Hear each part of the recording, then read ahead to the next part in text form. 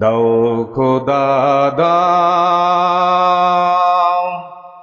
আমায় আবার ওমর দারাজ দিল। দাওয়ালির মতো বীর সেনানী, দাওয়ালির মতো বীর সেনানী, জাগাতে নিখিল। দাও খোদা দাও আমায় আবার ওমর দারাজ দিল। হামজাকে দাও ঘরে ঘরে জীবন দিতে অকাতরে। বলেন না সবাই, হামজাকে দাও ঘরে ঘরে জীবন দিতে অকাতরে। আবার কাবা ভাঙতে এলে, আবার কাবা ভাঙতে এলে পাঠাওয়া বাবিল। দাও খোদা দাও আমায় আবার ওমর দারাজ দিল। দাওয়ালির মতো বীর সেনানী, জাগাতে নিখিল। দাও খোদা দাও আমায় আবার ওমর দারাজ দিল। আলহামদুলিল্লাহ, পবিত্র জুমার দিন, রজব মাস 2024, জানুয়ারি 17। পর্দার আড়ালের মা এবং বোনেরা, সম্মানিত মুসল্লিয়ান একরাম, হযরত উলামা একরাম, সকলকে আমার হৃদয়ের পক্ষ থেকে সালাম দিচ্ছি। আসসালামু আলাইকুম ওয়া রাহমাতুল্লাহি ওয়া বারাকাতুহু। সবাই কেমন আছেন? ভালো রাখার মালিক কে? আল্লাহ। বলেন না, ভালো রাখার মালিক, সুস্থ রাখার মালিক। মসজিদে কে নিয়ে এসেছেন?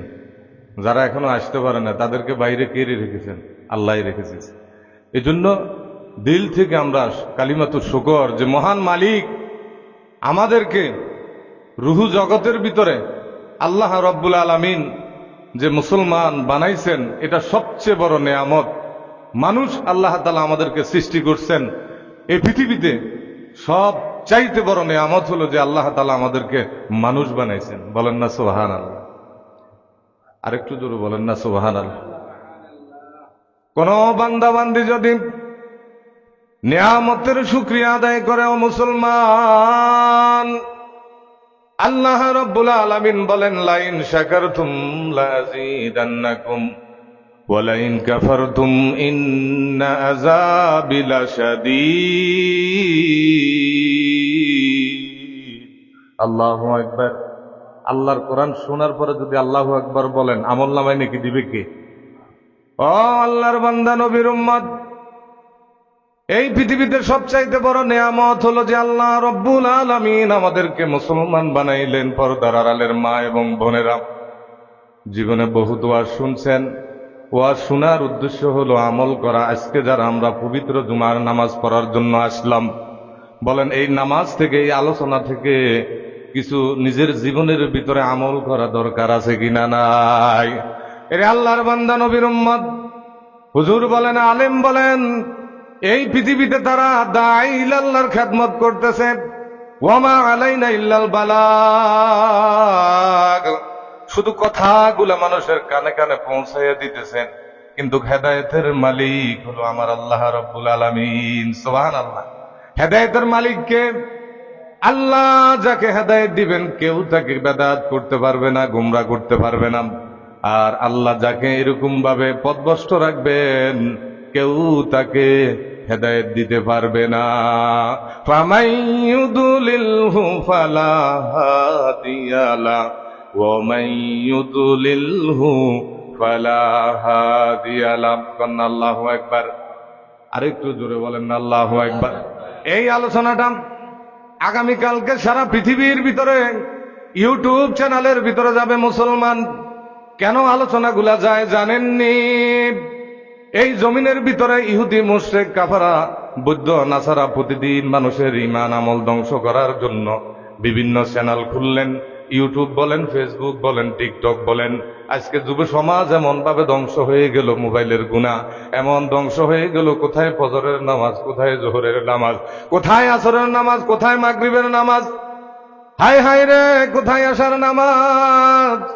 থাকতো পুরুষ বাদ দিলাম, সমাজের ভিতরে এমনও দেখা যায় মা বোন এমন সিরিয়াল নিয়ে ব্যস্ত আছে। স্বামী যখন ঘরের ভিতরে আসে, যখন স্বামী এরকম ভাবে কোনো একটা কাজের জন্য আদেশ করে, তখন বলে আপনার কাম আপনি করেন, এখন আমি মোবাইল দেখা নিয়ে ব্যস্ত আছি। এরকম লোক সমাজের ভিতরে আছে কিনা? নাই। এরে আল্লাহর বান্দা, নবীর উম্মত, গভীর মনোযোগ। মাইকের আওয়াজ যত দূরে যাচ্ছে, পর্দার আড়ালের মা এবং বোনেরা, এই দুনিয়াতে আমিও একদিন থাকবো না, আপনিও একদিন থাকবেন না। যেই লাল শাড়ি পরে স্বামীর ঘরের ভিতরে আসলেন, ওই ঘর থেকে একদিন সাদা কাপড়ের প্যাকেট নিয়ে আপনাকে কবরে যাইতে হবে। কথা ঠিক না বেঠিক? যেদিন আমরা উলঙ্গ অবস্থায় আসলাম, শুধু কোনো কাপড় ছিল না, আবার এমন একটা সময় হয়ে যাবে মুসলমান, যখন আমরা মৃত্যু নামক জীবন স্টেশনের ভিতরে আমরা ফাড়া দিব। যখন নাম থাকে আব্দুর রহমান, যতদিন পর্যন্ত নিঃশ্বাস থাকে ততদিন পর্যন্ত বলে আব্দুর রহমান, আর যখন মারা যায় তখন বলে আব্দুর রহমানের লাশ। জোরে বলেন, কি বলে? আব্দুর রহমানের লাশ। হায় হায় রে, এই খাঁচা থেকে যখন প্রাণ পাখিটা উড়ে চলে যায়, আল্লাহর হুকুমে যখন সিদরাতুল মুনতাহা যখন পারিয়ে আরশে আজিমের মধ্যে যখন রূহগুলা সেজদা অবস্থায় থাকে, জোরে বলেন না সুবহানাল্লাহ। যে বান্দা জমিনের ভিতরে নামাজ পড়বে, আমল করবে, রোজা রাখবে, হজ করবে, যাকাত দিবে, আল্লাহর হুকুম মতো মসজিদ মাদ্রাসা ভালোবাসবে, আলেমদেরকে ভালোবাসবে, ওই রুটা যাওয়ার সাথে সাথে প্রথম আসমানের মধ্যে মুফাসসিরিন ইকরাম বলেন হযরত জিবরাইল আমিন আলাইহিস সালাম সম্মানিত ফেরেশতা, ওই আজরাইল আলাইহিস সালাম সম্মানিত একজন ফেরেশতা, 70,000 রহমতের ফেরেশতারা ওই রূহটাকে ইস্তেকবাল করার জন্য প্রথম আসমানে চলে আসে। জোরে কর না সুবহানাল্লাহ, আরেকটু জোরে কর না সুবহানাল্লাহ। খারাপ লাগে রিজো না, কথা বলতেছি আল্লাহর জন্য। ওরে একটু বিবেকের সাথে প্রশ্ন করেন, তাহলে ওই আসমানের ভিতরে ফেরেশতা আসবেন। ওই ফেরেশতা যখন আপনাকে এরকম ভাবে ইস্তেকবাল দিতে থাকবে, রূহটা আল্লাহর কুদরতি কদম মুবারকের মধ্যে সেজদা দিয়ে দিবে। জোরে বলেন না সুবহানাল্লাহ। হাকিকত সে তো দুনিয়া বে খবর হায়, দুনিয়া কি নুমায়শ ফর নজর হায়, নমি গোয়াম কে আজ দুনিয়া জুদাবাস, বহরকারে কে বাসি বা খুদাবাস। এরে আল্লাহর বান্দা, নবীর উম্মত, একটা রূহ আছে, যখন প্রথম আসমানের মধ্যে যায়, ওই রূহটা তার শরীরের জন্য দোয়া করে, এবং প্রথম আসমানের ফেরেশতা তার জন্য 70,000 রহমতের ফেরেশতা নিয়ে ইস্তেকবাল করতে থাকে। আরেকজন মানুষ আপনার সাথে চললো, এরকম ভাবে তার মৃত্যুর পরে ওই রূহ তার শরীরের জন্য বদদোয়া দেয়, ওই জমিন তার জন্য বদদোয়া দেয়, যে জায়গা দিয়ে সে হাঁটছিল ওই জায়গাটা তার জন্য বদদোয়া দেয়। দিতে দিতে শুধু তাই নয়, ওই রূহটা যখন আল্লাহর আরশে আজিমের মধ্যে চলে যায়, মুফাসসিরিন ইকরাম বলেন, অনেক সময়ের কথা, লম্বা কথা সংক্ষিপ্ত করে বলতেছি, তাফসীরের ভিতরে আসছে মানুষের রূহটা কোথায় যায় এই সম্পর্কে আমাদের জানা দরকার আছে কিনা নাই। ওরে আল্লাহর বান্দা, নবীর উম্মত, ওই রূহটা যখন প্রথম আসমানের মধ্যে যায়, নেককারের রূহকে স্বাগতম জানানো হয়। আল্লাহু আকবার। বাদ খাচ্ছেন না, একটু জোরে করেন না আল্লাহু আকবার। যদি আল্লাহু আকবার বলেন, আমল নামায় নাকি দিব কে? শুধু ইমাম সাহেবের জন্য শুধু আল্লাহু আকবার না। এরে মুসলমান, একটু বিবেকের সাথে প্রশ্ন করেন, যখন আপনি আল্লাহকে স্মরণ করবেন, আল্লাহ সাথে সাথে আমল নামায় নেকি দিতে দেরি করে না। হর গরিনে দেনে কু তৈয়ার হয়, जो न मांगे उससे तू बेजार है। अल्लाह अल्लाह क्या मुबारक नाम है, अल्लाह अल्लाह आशिकों का काम है, अल्लाह अल्लाह तू मेरा रहमान है, अल्लाह अल्लाह तू मेरा सत्तार है, अल्लाह अल्लाह तू मेरा माबूद है, अल्लाह अल्लाह तू मेरा माशूक है। এই পৃথিবীতে বলেন আব্বা বলেন, মা বলেন, স্বামী বলেন, ছেলে বলেন, সন্তান বলেন, যত রকমের আত্মীয় আছে আপনার নিকট আত্মীয় থেকে শুরু করেন, সব লোক এই পৃথিবীতে স্বার্থের সাথে জড়িত। যখন আপনি টাকা খুঁজবেন, যখন তার কাছে কোনো কিছু চাইবেন, তখন আপনাকে ওভারটেক করি, আপনার সাথে সম্পর্ক রাখে না।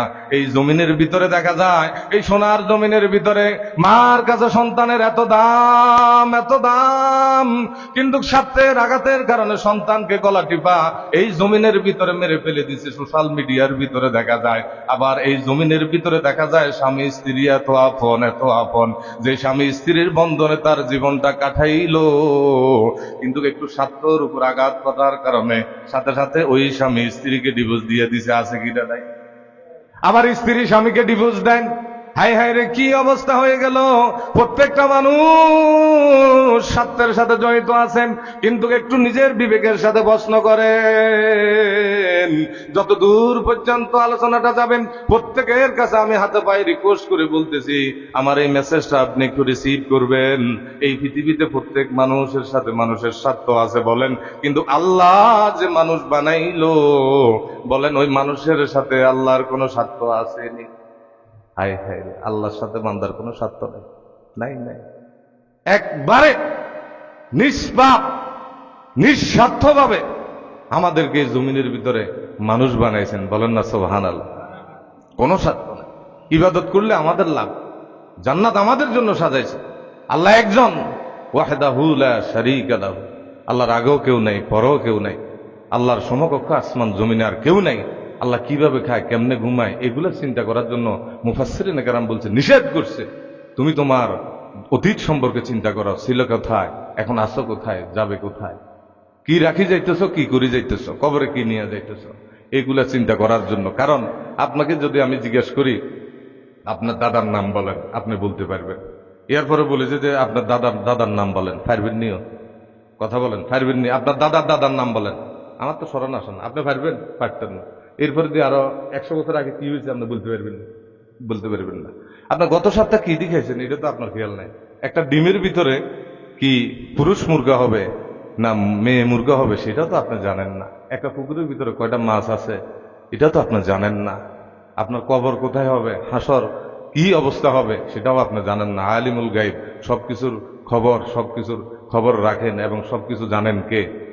হুয়াল্লাহুল্লাযী লা ইলাহা ইল্লাহু আলিমুল গায়বি হুয়াশ শাহাদাতি হুয়ার রহমানুর রহিম।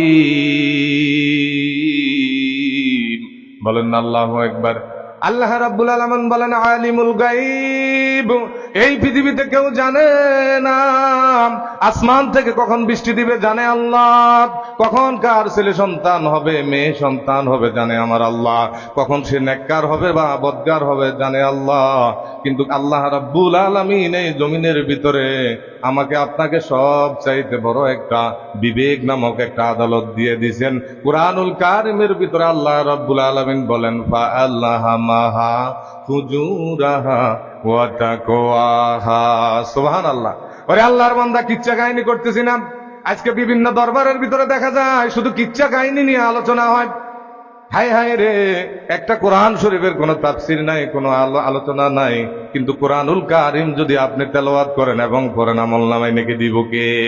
রব্বে কারীমকে যদি আপনি প্রশ্ন করেন, হে আল্লাহ কোরআনুল কারীম যদি আমি পড়ি আমাকে কত দিবেন? আল্লাহ রাব্বুল আলামিন বলেন মান জাআ বিল হাসানাতি ফালাহু আশরু আমসালিহা। কোন বান্দা বান্দি যদি কুরআনুল কারীমের একটা আয়াত তেলাওয়াত করে, একটা আয়াতের ভিতরে একটা অক্ষর, ওই একটা অক্ষর পড়ার কারণে আমার আল্লাহ রাব্বুল আলামিন তার আমলনামার ভিতরে 10টা নেকি লিখে দিবে। জোরে বলেন না সুবহানাল্লাহ। কেউ যদি আল্লাহ বলে বলে সেখানে আলিফ লাম লাম হা আল্লাহ, এখানে 5টা হরফ আছে। এর আল্লাহর বান্দা নবীর উম্মতে এই যে মাদ্রাসাটা দেখা যাচ্ছে, আপনার কাছে মাদ্রাসা মনে হয় খেলতামাশা? এরে পুরা গোপাল মুসলমান, একটু গভীর মনোযোগ। এই মাদ্রাসার ভিতরে যখন আল্লাহ এই শব্দটা বাচ্চাকে যখন ইমাম সাহেব বলেন, কোন হুজুর যদি তেলাওয়াত করা হয়, সাথে সাথে ওই বাচ্চার আমলনামার ভিতরে 50টা নেকি তার আমলনামায় আল্লাহ রাব্বুল আলামিন লিখে দেয়। বলেন না সুবহানাল্লাহ। শুধু তাই নয়, ফেরেশতারা বলে আল্লাহ তার আমলনামায় তো লিখলাম, এখন যে তার বাবার নাম আব্দুর রহমান, মার নাম আমেনা, এখন তো এমন একটা অবস্থা হাদিসের ভিতরে আসছে, ছেলে সন্তান যদি নেক আমল করে তার একটা সমপরিমাণ নেকি ওই মা বাবার আমলনামায় নেকি লিখে দেওয়া হয়। জোরে বলেন না সুবহানাল্লাহ। ওই ফেরেশতারা একজন আরেকজনের সাথে যখন ঝগড়া করে আল্লাহর সাথে বলতে থাকে, আল্লাহ বলে আমার নাম হলো রহমান, আমার নাম হলো রহিম, এই কথা সত্য কথা বলতেছ, সাথে সাথে ওই মা বাবার আমলনামার মধ্যে নেকি লিখে দাও, নেকি লিখে দাও, নেকি লিখে দাও, নেকি লিখে দাও। কোন বাচ্চাকে যদি নাজারানা পড়ানোর জন্য শুধু মাদ্রাসা পাঠায়, মুফাসসিরিন ইকরাম বলেন ওই মা বাবার যদি মৃত্যুবরণ করে থাকে কবরের আযাবকে আল্লাহ মাফ করে দেয়। সুবহানাল্লাহ। আর যদি সন্তানকে মাদ্রাসা পাঠায়, ওই তলাবুল ইলমি ফারিদাতুন আলা কুল্লি মুসলিম, দ্বীনি ইলম শিক্ষা করা প্রত্যেক মুসলমান নর নারীর উপর ফরজ। কথা ঠিক না বেঠিক?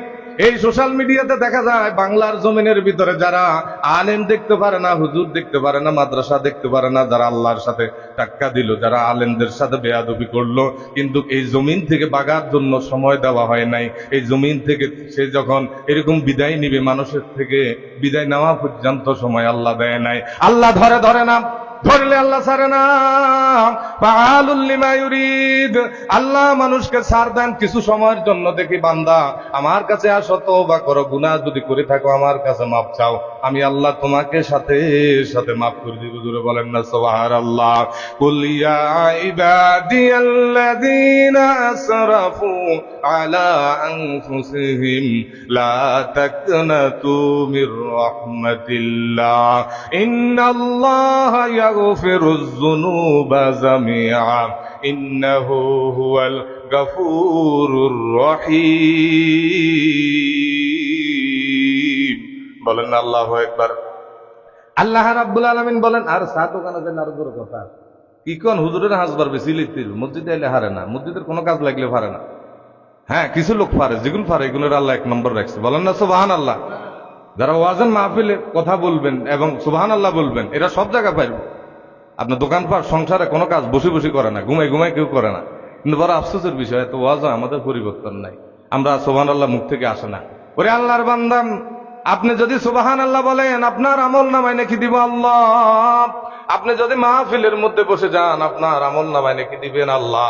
আপনি যদি জুমার নামাজ পড়েন আপনার আমলনামায় নেকি দিবে আল্লাহ।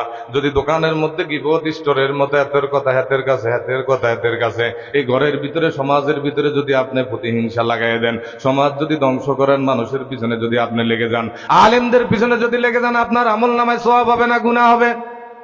ওরে আল্লাহর বান্দা, এই পৃথিবীতে যারা আল্লাহ আল্লাহ রাসূলের সাথে বেয়াদবি করলাম, এই জমিনের ভিতরে তাদের টাক্কা দেওয়ার কোনো সুযোগ হয় নাই।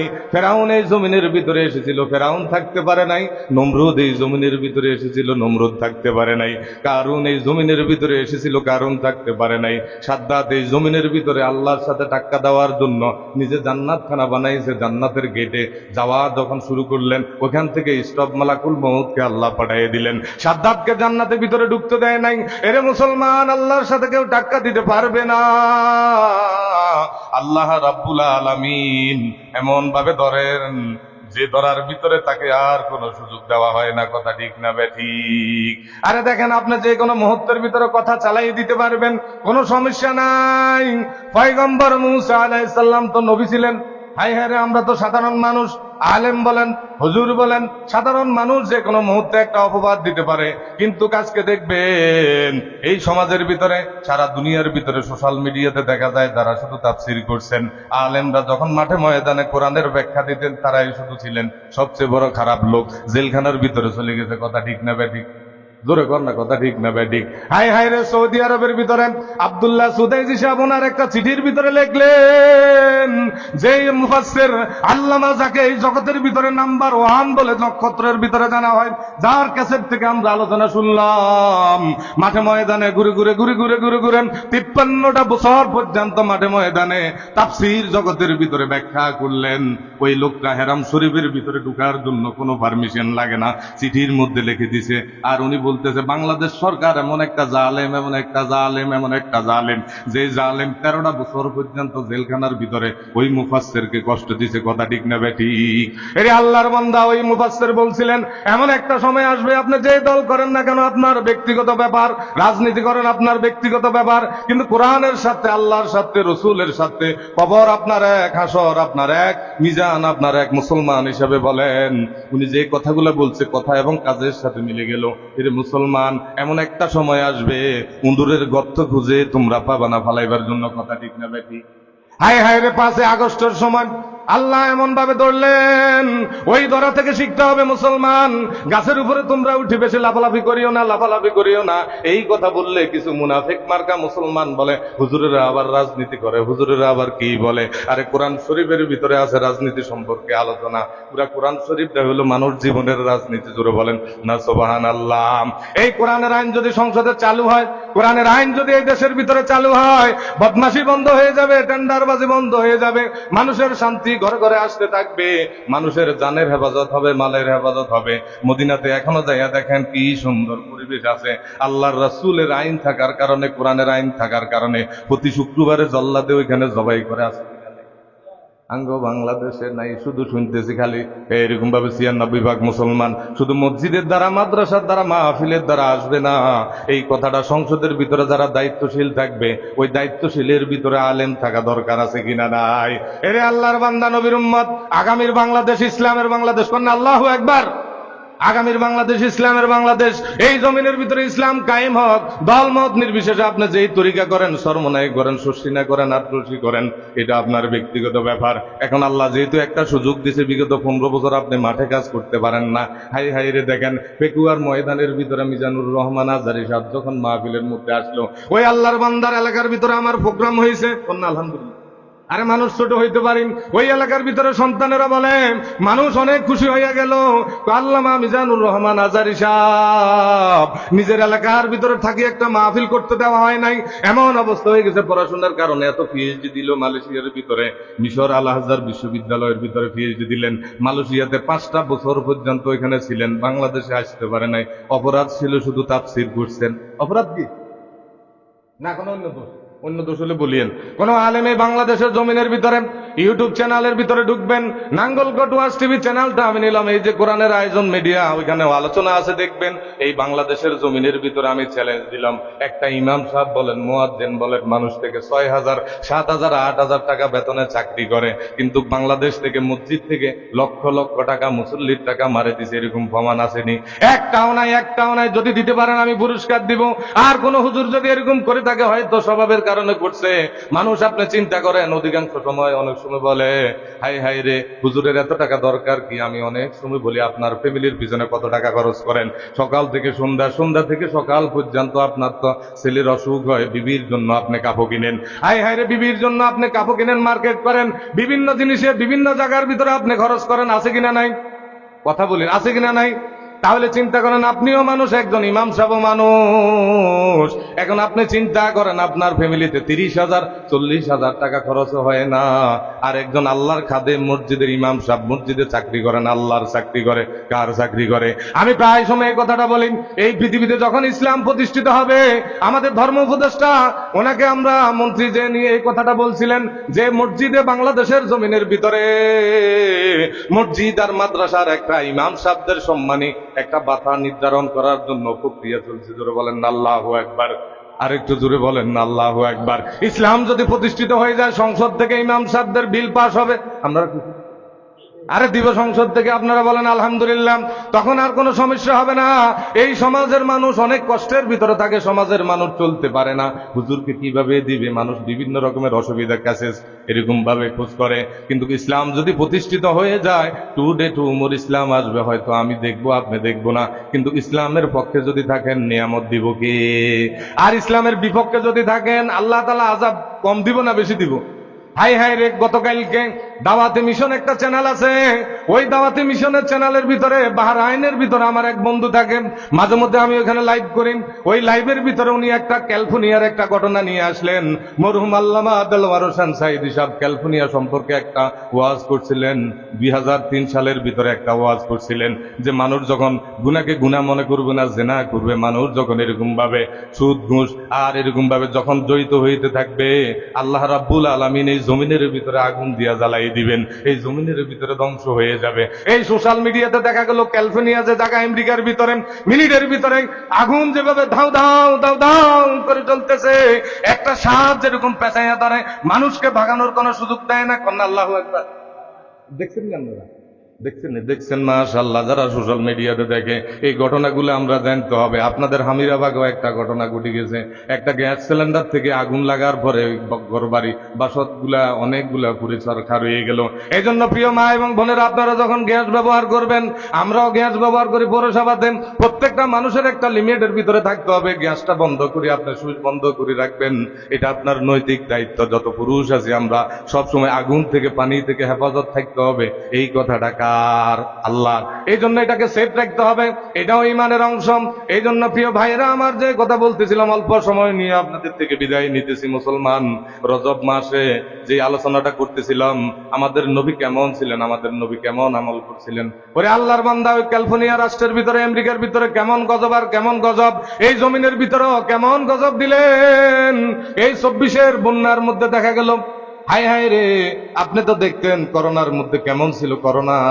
করোনা যেখান থেকে আসলো, ওই সাথে সাথে একটা মানুষকে হাসপাতালে নিয়ে গেছে, বিদেশ থেকে আসতে দেয় নাই, 40 দিন হোম কেয়ারের মধ্যে রাখা হইলো। সব জায়গার ভিতরে, বাজারের ভিতরে বলেন, ব্যবসার ভিতরে বলেন, সব জায়গার ভিতরে মানুষ একসাথে ছিল, কিন্তু মসজিদে একটু ফাঁক ফাঁক করে, মাহফিলে একটু ফাঁক ফাঁক করে। এরে আল্লাহর জমিনের ভিতরে এই মসজিদ বলেন, মাদ্রাসা বলেন, কন্যা আল্লাহু আকবার। আরে আপনার ঘরে আযাব আসতে পারেন, হাদিসের ভিতরে আসছে কিয়ামত যখন হয়ে যাবে, ওই কিয়ামতের দিন ইজা যুলজিলাতিল আরদু জিলজালাহা ওয়া আখরাজাতিল আরদু আসকালাহা, এই জমিনের ভিতরে যখন আসমান জমিন তুলার মতন উঠতে থাকবে, দেখবেন আপনি শিমুল গাছের তুলা, অনেক সময় বর্ষা এরকম ভাবে শীতের মৌসুমের ভিতরে তুলাগুলা যখন উঠতে থাকে, শুধু উঠতে থাকে, আর কিছুই দেখা যায় না।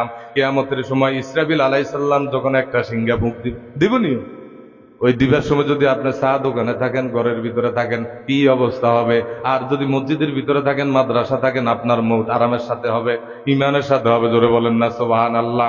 মালয়েশিয়ার ভিতরে যখন দেখা গেল, যখন বন্যা প্লাবন এমন ভাবে দূষিত হয়ে গেল, গবেষণাবিদ রিসার্চ করলেন, ওই রিসার্চের ভিতরে পাওয়া যায় মসজিদের ভিতরে যারা ছিল, মসজিদে যারা আশ্রয় নিছে, আল্লাহ রাব্বুল আলামিন তাদেরকে হেফাজত করছেন। জোরে বলেন না সুবহানাল্লাহ। আর যারা মসজিদের বাইরে ছিলেন, মসজিদের সাথে সম্পর্ক ছিল না, তাদেরকে আমার আল্লাহ ধ্বংস করে দিলেন। জোরে বলেন নাউজুবিল্লাহ। আল্লাহ রাব্বুল আলামিন বলেন, ইন্নামা ইয়ামুরু মাসাজিদাল্লাহি মান আমানা বিল্লাহি ওয়াল ইয়াউমিল আখির লা খাউফুন আলাইহিম ওয়ালা হুম ইয়াহজানুন। বলেন না সুবহানাল্লাহ। এটা কি ইমাম সাহেবের কথা বলি না, আল্লাহর কথা?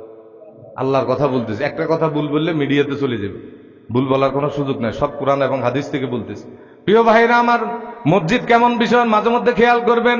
অনেকে বলে যে সেক্রেটারির দায়িত্ব, ইমামের দায়িত্ব, সভাপতির দায়িত্ব, শুধু তাই না, এই সমাজের ভিতরে যতগুলা মা আছে, যতগুলা পুরুষ আছে, যতগুলা যুবক আছে, প্রত্যেকের একটা ইমানি দায়িত্ব। সে যখন পড়ছে লা ইলাহা মুহাম্মাদুর রাসূলুল্লাহ কালমা পড়ার কারণে মুসলমানদের কাবা, আমাদের একটা কাবা মসজিদ হলো ইমানের হেফাজত। এই মসজিদকে হেফাজত করা আমাদের দরকার আছে কিনা নাই? এই মসজিদকে আমরা দেখাশোনা করতে হবে প্রিয় ভাইরা আমার। এই মসজিদের সাথে আমাদের সম্পর্ক রাখতে হবে। এই মসজিদের সাথে যারা সম্পর্ক থাকবে আল্লাহর সাথে তারা সম্পর্ক রাখবে, এই মসজিদের সাথে যারা সম্পর্ক রাখবে না তারা আল্লাহর সাথে সম্পর্ক রাখবে না। আর এই মসজিদ হলো ইমানের একটা মার্কাজ। এই মসজিদের ভিতরে যারা দায়িত্বশীল থাকে তারাও সম্মানিত লোক। ওরে আল্লাহর বান্দা, নবীর উম্মত হাসরের মাঠের ভিতরে যাচাই করবে, হুজুর 10 জন গেল 20 জন গেল মসজিদ থেকে, এটা কোনো বিষয় না। যে হুজুর যখন যে আলোচনা করছে তার থেকে তুমি কি ফায়দা নিছ এবং কতটুকু সহযোগিতা করছো, জোরে বলেন না সুবহানাল্লাহ। হাদিসের ভিতরে আসছে, কোন ইমাম সাহেব দেখবেন অনেক সময় বলে যে হুজুর এই লোকটা ভালো, হ্যাঁ এটা বলা দরকার আছে। আর যখন আপনি দেখবেন যদি বলে মুসল্লিটা 5 ওয়াক্ত নামাজি ছিল, এই কথাটা যদি বলে সমাজের ভিতরে লোকটা ভালো ছিল, আমার নবীও বলে এই লোকটা ভালো ছিল। কারণ হুজুর তো এমনি এমনি বলে না, কারণ হুজুর কথা আল্লাহর দিকে বলে। হুজুর যেরকম নামাজ পড়ে মুসল্লিরও নামাজ পড়া দরকার আছে কিনা নাই? ওমা কন মুসল্লিরও নামাজ দরকার আছে কিনা? হাই হাই রে ও আল্লাহর বান্দা, নবীর উম্মত, তাহলে চিন্তা করেন এই রজব মাস থেকে আমরা একটা বেশি থেকে বেশি আমল করব। ঘটনা শেষ করে আপনাদের থেকে বিদায় নিতেছি। নবীজি সাল্লাল্লাহু আলাইহি সাল্লাম বলেন, রজব মাসের ভিতরে তোমরা একটা বেশি থেকে বেশি আমল করবা। আমার সাথে এই মাইকের আওয়াজ যত দূরে যাচ্ছে পর্দার আড়ালের মা এবং বোনেরা এই দোয়াটা পড়বেন, যুবক ভাইরা এই দোয়াটা পড়বেন, পুরুষ ভাইরা এই দোয়াটা পড়বেন। আল্লাহুম্মা বারিক লানা ফি রজব ওয়া শাবান ওয়া বাল্লিগনা রমাদান। আল্লাহুম্মা বারিক লানা ফি রজব ওয়া শাবান ওয়া বাল্লিগনা রমাদান। যদি আপনি আরবি না পারেন, বাংলা কি বলবেন? একবারে সোজা, হে আল্লাহ, রজব এবং শাবানের বরকত আমাকে নসিব করেন, রমজান পর্যন্ত আমার হায়াতকে বাড়ায় দেন। এই দোয়া নবীজিকে আল্লাহ রাব্বুল আলামিন একটা স্পেশাল একটা মেসেজ দিবেন, আর নবীজির সাথে সাথে এই রিসিভ করে আমল করা শুরু করে দিবেন। জোরে বলেন না সুবহানাল্লাহ। কিন্তু আমাদের মোবাইলের ভিতরে কত মেসেজ আছে, কত মেসেজ আছে, আলতু ফালতু কত মেসেজ আছে। মেসেজ আসার সাথে সাথে আপনি স্মরণ রাখেন, এই মসজিদ থেকে যখন ইমাম সাহেব 5 ওয়াক্ত নামাজের জন্য যখন আযান দেওয়া হয়, আল্লাহর একটা মেসেজ আমাদের উপর যখন 5 ওয়াক্ত নামাজ পড়তে হবে, এই মেসেজটা আমরা ধরিও না, অনেকে রিসিভও করি না। এরকম আছে কিনা নাই? অনেকে ধরে এবং রিসিভও করে, আমল করে। জোরে বলেন না সুবহানাল্লাহ। তু কুজাও সুন্নতে আহমদ কুজা বা মোহাম্মদ কাইবুয়াদ নিজবত তোরা কারে শয়তান নিকুনি নাম তোলি গরলি ইনুস্তলা নত বরলি। ওরে আল্লাহর বান্দা, নবীর উম্মত, এই রজব মাস 2024 সাল থেকে 25 সাল পর্যন্ত আজকে 17 জানুয়ারি, 17 কি জানুয়ারি, আপনি একটু নিজের বিবেকের সাথে বালিশের সাথে হিসাব করে দেখবেন কত লোক আপনার সমাজের সাথে ছিল। ও মা এবং বোনেরা, আপনার সাথে কত বোন ছিল, কত খালা ছিল। ও পুরুষ বাবারা, আপনার সাথে অনেক মানুষ ছিল।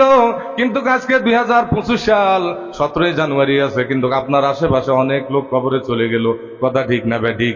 এই যে জানাজার খাটটা আপনার আমার সামনে আছে কিনা নাই, মাঝে মধ্যে এই জানাজার খাটের দিকে তাকাইবেন, কবরের পাশের দিকে তাকাইবেন।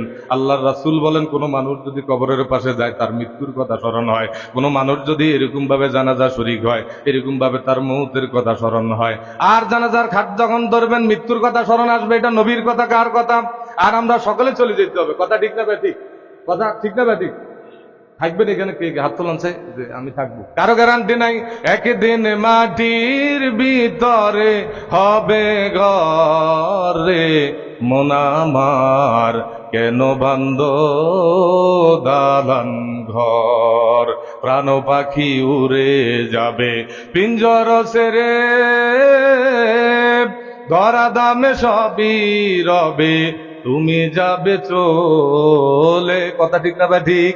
বন্ধু বান্ধব যত, মাতা পিতা তারা শত, বলেন সবাই, বন্ধু বান্ধব যত, মাতা পিতা তারা শত, সকলেই হবে তোমার পরে, মন আমার কেন বান্দ দালান ঘর। এই জমিনের ভিতরে পাওয়া যায়, আপনি বিবি বলেন, ছেলে বলেন, মেয়ে বলেন। আমি যে ঘটনা থেকে বলছিলাম এটা কিন্তু কিচ্ছা কাহিনী না, অনেক গান থেকে আপনি নিজের জীবনকে আপনি সংশোধন করবেন। মুসলমান, আপনি যখন 5,000 টাকা চাইবেন আপনি তার কাছে খারাপ হয়ে যাবেন। আর যখন স্বার্থের জন্য এই জমিনের ভিতরে ভাই ভাইয়ের সাথে সম্পর্ক নাই, আছে কিনা নাই, একটু জাগার জন্য শুধু বেশ কম হয়ে গেছে, ভাইয়ের লগে ভাই সম্পর্ক নাই, ঈদের নামাজও একসাথে বুক মিলাইলাম, আমি নিজেও দেখলাম নিজে ভাই হিসেবে ওই ভাইয়ের ঘরে যায় না, আছে কিনা নাই? আরে মুসলমান, কোথায় আমরা আছি? এই জন্য ভাইয়ের সাথে ভাই বুক মিলাইতে হবে, বোনের সাথে বোনের সম্পর্ক রাখতে হবে। এই দুনিয়াতে স্বার্থের সাথে সম্পর্ক আছে। বলেন আল্লাহ যে আমাদেরকে মুসলমান বানাইছেন, আল্লাহর কোন স্বার্থ আমাদের জন্য আসেনি? ইবাদত করলে কার লাভ হবে? জোরে বলেন, ইবাদত করলে কার লাভ হবে? আমাদের। বলেন ইবাদত করলে লাভ কার হবে? নামাজ পড়লে লাভ কার হবে? জিকির করলে, রমজানে রোজা রাখলে, হজ করলে, যাকাত দিলে, তাহাজ্জুদ করলে, তাহাজ্জুদ নামাজ পড়লে, পর্দা ফসিদার মতো যদি চলেন, ছেলে মেয়েকে যদি দিন শিখান, মাদ্রাসা পড়ান, লাভ আমাদের হবে। আল্লাহ রাব্বুল আলামিন বলেন কুল হুয়াল্লাহু আহাদ, হে নবী আপনি বলে দেন আমি আল্লাহ একজন, আল্লাহুস সামাদ, আমি বেনিয়া, সব কিছু থেকে আমার খানার প্রয়োজন নাই। দুনিয়াতে সব কিছু মানুষের জন্য বানাইলাম, আর সব কিছু মানুষের সেবা দিবে, কিন্তু মানুষকে আমি আল্লাহ বানাইলাম আমার ইবাদতের জন্য।